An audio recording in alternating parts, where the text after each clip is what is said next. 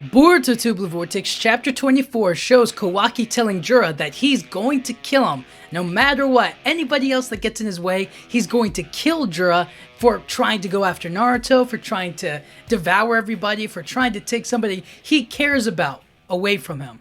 So, Kawaki killing Jura is definitely, it's a huge declaration, you know what I'm saying? And it's going to be something really crazy to see happen. But what happens if Kawaki does kill Jura? What happens to the Ten Tails? What happens to the rest of the Shinju?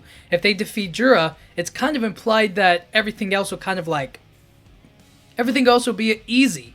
So if they kill Jura, right, it's safe to say that, I mean, who knows if a thorn bulb will even appear, but if he kills Jura or destroys Jura or whatever, what happens to the rest of the Shinju, and what happens to the Ten Tails entirely, you know? If the Ten Tails is anything like the other nine-tailed beasts, then the Ten Tail will just reappear somewhere else. It'll just revive somewhere else and become another Ten Tails. And then who knows what happens then, right? Like, how does it all work? How does it all play, you know?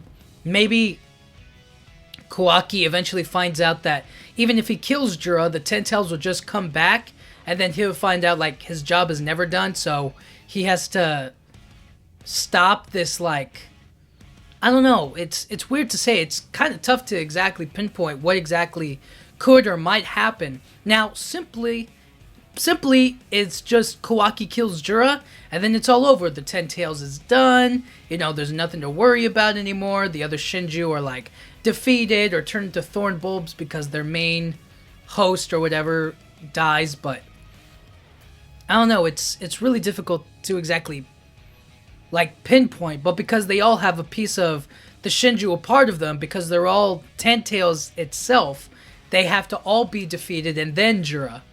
It's going to be really difficult to think about, like, even if Kawaki succeeds, what's next for him? What can he possibly do next?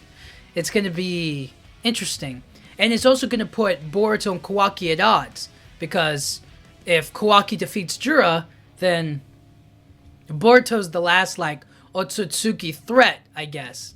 You know what I mean? So it'll make him have to go after Boruto, and then we all know how they're going to be the last fight standing. So it's really interesting to think about, like, how everything's going to get put together and how everything's going to, like, finally come crashing down.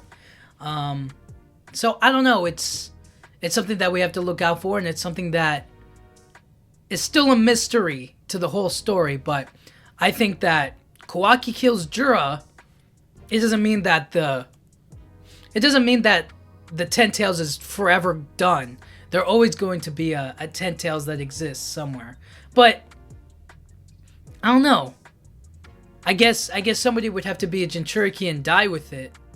Maybe that would work. I don't know. It's tough to say. It's tough to really say. But I think that there's going to be something else at play there. Even if they kill Jura, there's going to be another problem to deal with. And then eventually it's going to be Boruto versus Kawaki, and that's going to be the big final fight, I guess. That's the way it looks, at least.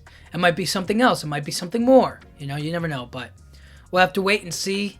And I don't know. I'm curious to see what happens with that.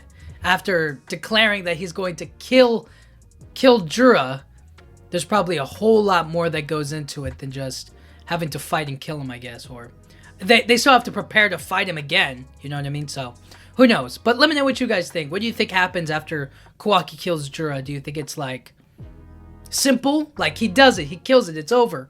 Or do you think it's more like he kills him, now it's going to cause another problem, or is not done defeating the Ten Tails over and over and over again, you know?